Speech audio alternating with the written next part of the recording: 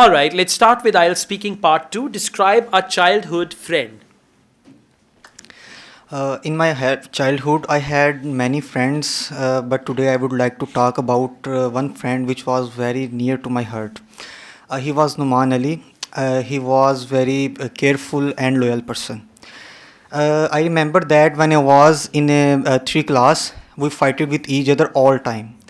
But with the time passed, we are being good friends.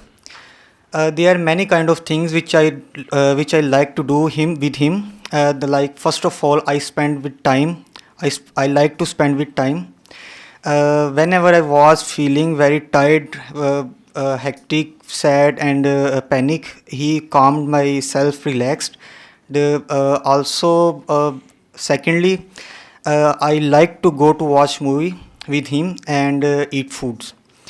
Uh, I loved him very much because he was my right arm. He helped me very much. He helped me in every situation, in every difficult situation, decision which I made in my life. So that's why I like him very much. All right, 1 minute 7 seconds. Overall, it's good. There were some grammatical errors. Like you said, friend, which was. It should be who was. For people, we use who, not which. And then you said we fighted. It should have been we fought. Fight, fought, fought. Food. Right?